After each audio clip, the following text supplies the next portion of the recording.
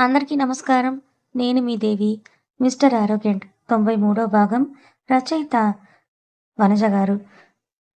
అమ్మేమో పెద్ద కూతురు రూమ్ వైపు చూస్తూ ఉంటే, అమ్మా నువ్వంతగా తొంగి చూడాల్సిన అవసరం ఏం లేదు. అక్క ప్రదక్షిణలు చేసి అలసిపోయింది. అందుకే రెస్ట్ తీసుకుంటుందని చెప్తే, ఓయబ్బో!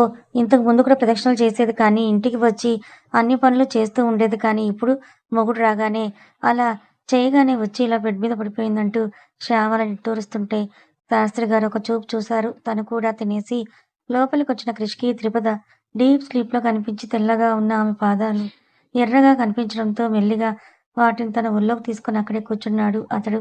ఉదయం త్రిపద లేచేసరికి క్రిష్ ఆమె కాళ్ళ దగ్గరే పడుకొని ఉండిపోయాడు. అయ్యో! ఈయనేంటి ఇక్కడున్నారు అని కంగారు పడిపోతూ లేచేసరికి క్రిష్‌కి కూడా మెలకువ వచ్చేసింది. కానీ అతనికి తెలుసు ఆమె పొద్దున్నే సోది మొదలుపెడుతుందని. అయ్యో! ఎందుకండి ఇక్కడ అనుకుంటూ అందుకే లేచిన వాడు మళ్ళీ నార్మల్‌గా తిరిగి పడుకున్నాడు. ఆమెను కూడా పడుకోబెట్టి తన చేతుల్లో బంధించేస్తూ క్రిష్ గారు తెల్లారిపోయినట్లుంది వదలండి. నేను లేవాలి అంటూ త్రిపద అంటున్నా కూడా పడుకో నోరు మూసుకొని. అంత పొద్దున్నే ఏం కాలేదులే. టైం అయిందేమో అయ్యుంటుంది అంటూ క్రిష్ బాబు అన్నా కూడా వినకుండా నేను ఇంతసేపు పడుకోలేను క్రిష్ గారు. మీరు పడుకోండి కావాలంటే అంటూ అతడికి బ్లాంకెట్ కప్పేసి కిందకు దిగబోతే కాళ్ళకి జిడ్డు జిడ్డుగా ఉంది మొత్తం. మరి ఏమైందని ఆలోచిస్తే ఆమెకు అర్థమైపోయింది. క్రిష్ తన కాళ్ళు పట్టాడని. ఒకసారి అతని వైపు చూసి మనసులోనే మురుసుకుంటూ చేత్తో మెటికలు విరిచింది త్రిపద. దిష్టి తీయడం చాల్లే గానీ లేవాలి లేవాలన్నావు కదా! పో పోయి పని చూసుకో అంటూ ఇంకోవైపుకు తిరిగి పడుకున్నాడు క్రిష్ బాబు. మూతి తిప్పేసి తన రొటీన్‌లోకి వెళ్ళిపోయింది త్రిపద.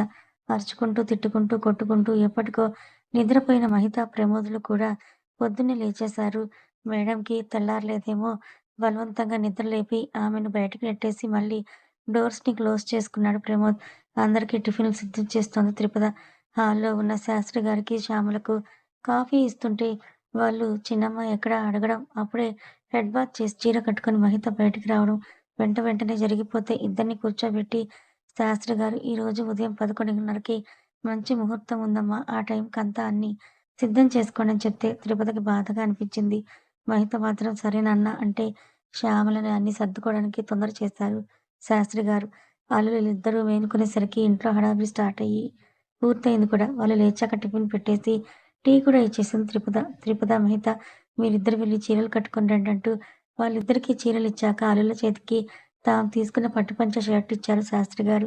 ప్రమోద్ దాన్ని తీసుకొని తన రూమ్‌లోకి వెళ్ళిపోతే క్రిష్ మాత్రం తన ప్యాంట్ షర్ట్ తీసుకురావచ్చు కదా అనుకున్నాడు మనసులో. అతని ఉద్దేశం అర్థం చేసుకొని లోపలికి వెళ్ళాక మీకు నచ్చవని నాన్నకు తెలుసేమో కానీ ఇది సారే కదా అందుకే సంప్రదాయంగా తీసుకున్నారని ఆమె చెప్తుంటే నువ్వంత వివరం ఇవ్వాల్సిన అవసరం లేదులే. నాదేమీ నీ అంత మట్టిబుర్ర కాదు అని క్రిష్ చెప్పేసరికి మీరొకసారి బయటికి వెళ్తారా? నేను చీర కట్టుకోవాలని అంది ఆమె. ఏ నేనుంటే ఏమైంది కట్టుకో అని అతను చెప్పేసరికి కోపంగా చూడాలనుకుంది కానీ పాపకి రాలేదు. అందుకే దీనంగా ఫేస్ పెట్టి ప్లీజ్ క్రిష్ గారు అని ఆమె రిక్వెస్ట్‌గా అడగటంతో క్రిష్ ఇంకా కవర్‌ని బెడ్ మీద పెట్టేసి అతను బయటికి వెళ్ళేసరికి ప్రమోద్ కూడా బయటికి నెట్టేయబడ్డాడు తన భార్య చేత.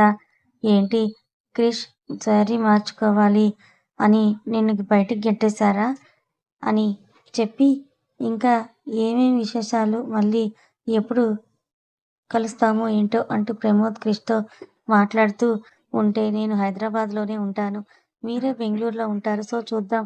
ఒకసారి అందరం మీట్ అవుదామని క్రిష్ చెప్తే ఓహ్! చెప్పడం మర్చిపోయాను కదా! నాకు హైదరాబాద్‌కే ట్రాన్స్‌ఫర్ అయ్యింది. మేబీ నెక్స్ట్ వీక్ నేను ఫ్యామిలీతో సహా హైదరాబాద్ వచ్చేయొచ్చని ప్రమోద్ చెప్పగానే ఓహ్! నైస్ అని చెప్పి ఊరుకున్నాడు క్రిష్.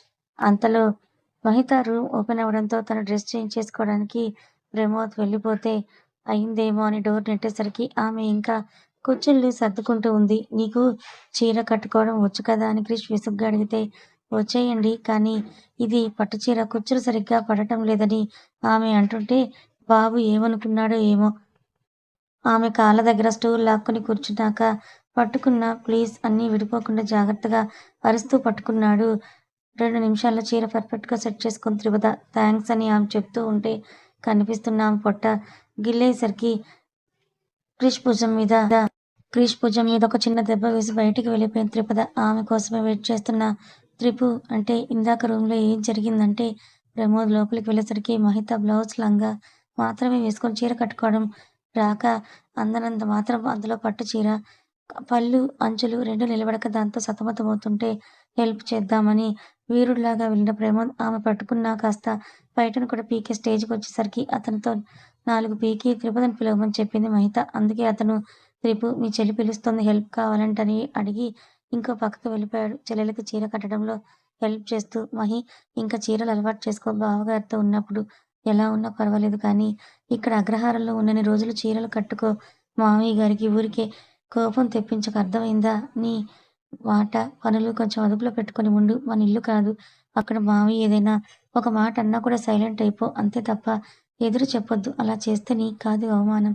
నాన్ననంటారు ఆయన అని అంటూ ఒక తల్లిలాగా మంచి చెడ్డ అన్నీ చెప్పి మహితను రెడీ చేసింది త్రిపుద. అక్క మాటలన్నీ ఆ చెవిలో విని ఈ చెవితో వదిలేస్తూ ఆయనకి ఇక నుంచి కరెక్ట్ కోడలిని నేనవుతాను కదా అని మనసులో అనుకుంది మహిత. రూమ్‌లోకొచ్చేసరికి క్రిష్ తనకి వచ్చినట్లుగా పంచె కట్టుకొని షర్ట్ వేసుకున్నాడు. షర్ట్ స్లీవ్స్ మడత పెట్టుకుంటున్న అతని దగ్గరకొచ్చిన త్రిపద చెయ్యి చాపింది. ఏంటన్నట్లు అతను చూస్తుంటే కుంకుమ భరణ చూపించి పాపిట్లో పెట్టమన్నట్లు సైగ చేసేసరికి అతను తన చేతులు చూసుకుంటూ నాకిలాంటివన్నీ రావు. నువ్వే పెట్టుకో అని చెప్పాడు. మెడలోని పసుపు కొమ్ము చూపిస్తూ ఇది కట్టింది మీరే కదా! కాబట్టి మీరే పెట్టాలని త్రిపద అంటే, సరే నాకొచ్చినట్లుగా పెడతానంటూ మధ్య వేలు బొటన వేలుతో కుంకుమ తీసుకుంటుంటే, అలా కాదు ఉంగరం వేలుతో పెట్టాలి కుంకుమ అంటూ ఆమెనే చెప్పి క్రిష్‌తో పాపిట్లో కుంకుమని పెట్టించుకున్నాక హ్యాపీగా ఫీలయింది త్రిపుద. నలుగురు బయటకొచ్చేసరికి టైం 11 గంటలయింది. క్రిష్ ముందుగానే ఫోన్ చేసి పెట్టడంతో కార్ డ్రైవర్ ఇంటి ముందు ఉన్నాడు. మహిత మాత్రం పెళ్ళికి తన అక్కకు చేయించిన నగలు వేసుకొని నిండుగా ఉంటే, త్రిపద మాత్రం తన దగ్గర ఎప్పుడూ ఉండే గొలుసు, పసుపు తాడుతో మాత్రమే ఉంది. శ్యామల ఇద్దరినీ అలాగే పక్కపక్కనే కూర్చోబెడుతుంటే ఒక్క నిమిషమని ఆపేసిన క్రిష్ తమ రూంలోకి వెళ్ళి నగలు తీసుకొచ్చాడు. వాటిని చూసి శాస్త్రి గారితో పాటు త్రిపుద కూడా షాకవుతూ ఉంటే, మా అమ్మ నగలు నేను చేజార్చుకోవాలనుకోలేదని చెప్పి ఆ బ్యాగ్ మొత్తం ఒడిలో పెడుతూ వేసుకో అని చెప్పాడు. సంతోషంగా వాటిని తడిమిన త్రిపుద అక్కడే వేసుకుంటుంటే శ్యామల మాత్రం మూతి తిప్పుకుంది. ఇద్దరు కూతుర్లను దేవుడి మందిరం ముందు కూర్చోబెట్టింది శ్యామల. 11 మంది వరకు అమ్మలక్కలు వచ్చారు. ముందుగా తిరుపతికి కాళ్ళకి పసుపు రాస్తుంటే, ఓహ్! మీ పెద్ద కూతురికి కూడా పెళ్ళయిందా? అయినా ఆ రోజు అంత గందరగోళం జరిగింది కదా! సెల్లులో చూసాము మేము కూడా. ఎవరు అబ్బాయిని మూతి ముద్దు పెట్టుకుంటూ ఉంటే ఫోటో తీశావంట కదా! అంటూ ఒక ఆవిడ పుల్ల పెట్టడంతో ఇంకొకరికి అది రగులుకొని అట్లా వచ్చిన వాళ్ళు మొత్తం కూడా మాట్లాడుకుంటూ ఉంటే ఎరుపు వర్ణం దాల్చింది. అతని వైపు చూసిన క్రిష్ ఎప్పుడైనా వరస్ట్ అవుతాడనుకుంటూ క్రిష్ వంక చూసి అడ్డంగా తల ఊపుతూ ఉంటే మహిత మాట్లాడాలనుకునే లోపే చూసిందంతా నిజమని అనుకోకూడదు. ఎందుకొచ్చారు? అది మాత్రం చేసి వెళ్ళండి. మిగతా ఇంటి విషయాల్లో మీకు అవసరం లేదు. మా అమ్మాయి ఎలాంటి తప్పు చేయలేదు. దాన్ని ఎవరో చెడుగా చూపించాలనుకుని ఆ పని చేశారు. అది నిజం కాదని శాస్త్రి గారు గట్టిగా చెప్పేసరికి అందరూ నోర్లు మూసేసుకున్నారు. త్రిపద తండ్రి వంక చూస్తూ ఉంటే ఆయన నాకు అంతా తెలుసమ్మా అని అన్నట్లు తల ఊపేసరికి ధైర్యంగా కూర్చుంది. ఇంకా వచ్చిన వాళ్ళిద్దరి కళ్ళకు పసుపు పూశారు. తర్వాత శ్యామల వెళ్లి తెచ్చిన చీర, పండ్లు, పసుపు కొమ్ము, బియ్యం అన్నీ ఇచ్చి ఒడి నింపబోతూ ఉంటే అమ్మలొక్కల్లో ఒకరు ఆపేశారు. ఏమైంది వదినా? అని శ్యామల అడగడం అవతలి వాళ్ళు ఏమైందంటావేంటి శ్యామల? నీకు తెలియదా? నీకిద్దరు ఆడపిల్లలే కదా! నువ్వు వాళ్ళకి ఎలా ఇదంతా చేస్తావు? నీ కూతుర్లకు కొడుకులు పుట్టడం అవసరం లేదా? అని ఒక ఆమె అనడంతో అయ్యో! అవును కదా! మర్చిపోయాను. ఇదిగో వదినా నువ్వురా. నీకు ముందు కొడుకు పుట్టాడు కదా! నువ్వు ఒడి పూజించు అని శ్యామల చెప్పడంతో ఆమె వెనక్కి వెళ్ళి వదినా అనే ఆవిడ ముందుకు రావడంతో ఒక క్షణం అత్త అని ఆపేసిన త్రిపద అమ్మ మంచి మనసుతో చేస్తే ఆడపిల్లేంటి? మగపిల్లోడేంటి? నువ్వు మా కన్నతల్లివి. మా చెడైతే కోరుకోవు కదా! నువ్వు మాకు ఒడి నింపావు అని మాకు కూడా ఆడపిల్లలే పుడతారనే దాన్ని ఇంకా నమ్ముతావా? నువ్వే చెద్దుగాని రా అని చెప్పడంతో మళ్ళా అందరూ నోర్లు నొక్కుకుంటుంటే శ్యామల వద్దులేవే నీకేం తెలీదు. చిన్నపిల్లవి సైలెంట్‌గా ఉండు. అత్త చేస్తుంది ఇవన్నీ అని పక్కనే ఉండిపోయింది. ఇంక మహిత కూడా మాకిద్దరు ఆడపిల్లలే పుట్టినా నష్టమేమీ లేదులే కానీ నువ్వు రా అంటూ బలవంతంగా చెయ్యి పట్టి లాగేసరికి ఫస్ట్ టైం మనస్ఫూర్తిగా స్వామి నాకిచ్చినట్లే వీళ్ళకి ఇద్దరు కూతుళ్ళని మాత్రం ఇవ్వకు. చెరొక కొడుకునన్నా ప్రసాదించు అంటూ మొక్కుకొని మనస్ఫూర్తిగా ఇద్దరికి ఒడి పూజించాక నోరు పండాలని తాంబూలం ఇచ్చింది. వాళ్ళిద్దరితో పాటు ఇద్దరు అల్లుళ్ళకు కూడా. ఇక వచ్చిన వాళ్ళు కూడా తను తెచ్చిన జాకెట్ పీస్, పండ్లు, బియ్యం పెడుతూ ఆశీర్వదిస్తూ ఉన్నారు. అందరూ అయిపోయేసరికి సమయం కరెక్ట్‌గా 11:30 అయ్యింది. అమ్మాయిలు ఇద్దరు గడపను పూజించి బయటకు అడుగు వేయండి అని చెప్పింది శ్యామల. అప్పటికే ఏ కూతురు ఆ కూతురికి ఒకరి కోసం ఎద్దుల వంటిలో ఇంకొకరి కోసం కార్లు అమ్మి పెట్టించేశారు శాస్త్రి గారు. భర్తలతో కలిసి బయటకు అడుగుపెట్టాక త్రిపద, మహితలు మనసు భారంగా మారిపోయింది. ఇద్దరికీ కళ్ళల్లో నీళ్లు తిరిగిపోయాయి. కానీ బయటకు రానివ్వడం లేదు అమ్మా, నాన్న.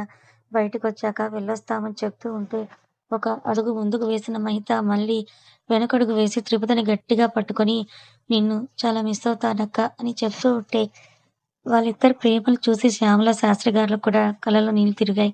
ఏయ్ మహి అంటూ తన కళ్ళల్లో నీళ్లు తుడుచుకున్న త్రిపద చెల్లెలకు ధైర్యం చెప్పి సాగనంపుతుంటే ముందు అది కాదు పెద్ద కూతురుగా నువ్వు వెళ్ళాలని చెప్తే త్రిపద, క్రిష్ ఇద్దరు కార్ బ్యాక్ సీట్‌లో కూర్చున్నారు. నాన్నగారు ఒకసారి హైదరాబాద్‌కి రండి. అమ్మని కూడా తీసుకురండి ఈసారి. ఇంకో 2 వారాల్లో మీకు చెకప్ ఉంది కదా మర్చిపోకండి అని ఆమె పదే పదే చెప్తూ చెయ్యి బయటకు పెట్టి టాటా చెప్తూ ఉంటే అక్కడున్న వాళ్ళు కూడా ఆమెకు బాయ్ చెప్పి సాగనంపాక శాస్త్రి గారు, శ్యామల చిన్న కూతురు అత్తింటికి స్టార్ట్ అయ్యారు. వచ్చిన ఎద్దుల బండిని చూసి శర్మగారు అబ్బో! మీ అన్న అన్నీ బానే చేశాడే అని అంటూ కమలం తిప్పుతూ ఉంటే మా అన్నయ్య అన్నీ ఎప్పుడు కరెక్ట్‌గానే చేస్తాడండి అని ఆమె చురక వేసి కొడుకు కోడలి కోసం హారతిని సిద్ధం చేసింది. మరోసారి ఇద్దరూ ఎర్రనీళ్ళు తీయించుకొని కుడికాలు పెట్టి ఇంట్లోకి వెళ్ళాక శాస్త్రిగారు తీసుకొచ్చిన సారె మొత్తం ఇంట్లో సర్దించి వెళ్ళిపోతూ ఉంటే కమల ఆపేసింది. కోడలికి బట్టలు పెట్టి తీసుకొచ్చారు. మేము కూడా మీకు తిరిగి పెట్టాలి కదా వదిన అంటూ. సరే అంటూ ఆ రోజు శర్మగారింట్లోనే నివాసం ఉండడానికి సిద్ధమయ్యారు శాస్త్రిగారి దంపతులు. వాళ్ళు వస్తారని తెలిసే కమల వెరైటీలన్నీ వండి ఉంచడంతో అందరూ తినేసి హాల్‌లో కూర్చుంటే శర్మగారు ఏ పాయింట్ దొరుకుతుందా శాస్త్రి గారిని ఏమైనా అందామా అనుకునేటప్పుడే ప్రమోద్‌కి మేనేజర్ నుంచి కాల్ రావడంతో పక్కకు వెళ్ళిపోయాడు. అతని టెన్షన్‌ని చూస్తున్న మహిత వెనకాలే వెళ్తుంటే శర్మగారు ఒక చూపు చూసి మీ ఆయన ఎక్కడికి వెళ్ళలే చిన్నమ్మాయి. ఇలా ఇంతమంది కూర్చుంటే అలా భర్త వెనకే వెళ్ళిపోవడం పైగా సంస్కారమా అంటూ పాయింట్ దొరికిందన్నట్లుగా శాస్త్రి గారిని చూసి ఇలాగే పెంచారా మీ ఇంట్లో కూడా అని అడగబోతుంటే మహిత కోపం వచ్చి ఒకసారి ఆయన మొహం చూడండి మావయ్య గారు. కానీ పెంచిన మీకు ఆయన ముఖంలో టెన్షన్ కనబడలేదేమో. 2 రోజులు మా పెళ్లి బంధానికి నాకు అర్థమైపోయిందని ఆమె గొడవ పడుతున్నప్పుడే డల్ ఫేస్ పెట్టుకొని లోపలికొచ్చాడు ప్రమోద్. ఏమైంది బావా అని ఆమె ప్రమోద్‌ని ఏమైందని కమల చెప్తాడులే వాడే అన్నట్లు శర్మగారు చూస్తూ ఉంటే ఆఫీస్‌లో తనకొచ్చిన 2 ఆప్షన్స్ గురించి చెప్పి నేను ప్రమోషన్ అడిగానంటూ ఒక నిమిషం ఊపిరి పీల్చుకొని వదిలాడు. అదే కదా బావ చెప్పావు ఇప్పుడు ఏమైందని మహిత కూడా కాస్త టెన్షన్‌గా అడగటంతో ఏమైందంటే మహిత ఆఫీస్ పాలిటిక్స్ వల్ల జయంత్‌కి ప్రమోషన్ ఇచ్చారంట.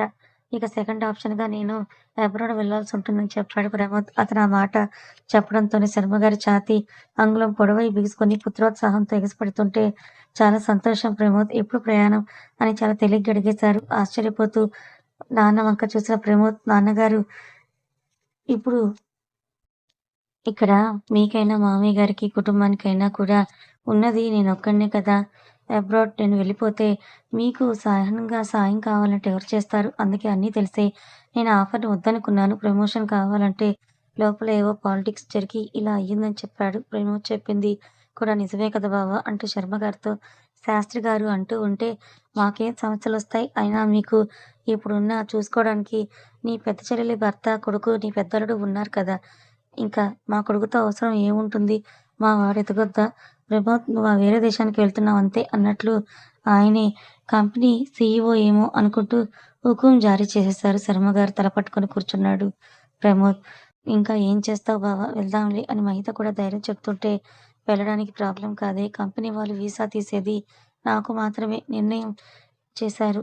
నువ్వు ఇక్కడే ఉంటావా? అని అంటూ ప్రమోద్ సీరియస్‌గా అడిగేసరికి మహిత కూడా డల్ అయిపోయింది. మధ్యాహ్నం బయలుదేరితే చీకట్లు ముసురుకున్నాక బృందావనంలో అడుగుపెట్టారు క్రిష్, త్రిపదలు. వాళ్ళ కోసమే బృంద అక్కడ హారతి పళ్ళెంతో వెయిట్ చేస్తుంది.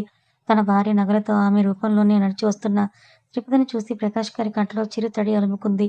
ఆమె వాళ్ళిద్దరికి హారతి ఇవ్వగానే మరోసారి పేర్లు చెప్పించుకొని లోపలికి దారి ఇచ్చింది బృంద. హరిత ముందు త్రిపదని లోపలికి వెళ్లి దీపం పెట్టమ్మా అని చెప్పడంతో త్రిపద అలాగే చేసి దీపం వెలిగించేసరికి హాల్‌లో ఉన్న త్రిపుర గారి ఫోటోలు జీవం వచ్చినట్టుంది అనే చెప్పాలి. జర్నీ చేసొచ్చారు. తినేసి ఇద్దరు వెళ్లి రెస్ట్ తీసుకోండి అంటూ హరిత చెప్తే నాకు ఆకలిగా ఏం లేదని క్రిష్ తన రూమ్‌లోకి వెళ్ళిపోయాడు. త్రిపద కూడా ఇక తినాలని అనిపించక ఆ ఇంట్లో అంతా కొత్త కొత్తగా అంటే కోడలిగా కొత్తగా అనిపిస్తూ ఉంటే బెదురుగా హాల్ మధ్యలో నిలబడిపోయింది. ఇంటి తాళాలు మొత్తం తీసుకొచ్చి త్రిపద చేతిలో పెట్టింది హరిత. అది చూసిన బృంద ఎలా రియాక్ట్ అయింది? అమ్మ గురించి ఇలా కూడా అంటారా అనుకోకండి. నేను రియల్ లైఫ్‌లో ఇలాంటివి చాలానే చూశాను. చాలా అమ్మ అయినా, సొంత అక్క అయినా, వదిన అయినా కూడా పిల్లలు లేకపోయినా ఒకటే. కూతురు ఉన్నా, ఇద్దరు, ముగ్గురు కూతుర్లున్నా కూడా దగ్గరికి వెళ్ళాక ఇలాగే ఆపేస్తారు. వాళ్ళకెంత బాధగా ఉంటుంది. సో, ఆ రియల్ ఇన్సిడెంట్ బేస్ చేసుకొని ఈ సిట్యుయేషన్‌ని రాశాను. కామెంట్స్ మాత్రం మర్చిపోకండి. త్వరలోనే ఈ స్టోరీ ఎండింగ్‌కి దగ్గరగా వచ్చేసింది కాబట్టి కథ కొనసాగుతుంది. Thank you so much for watching.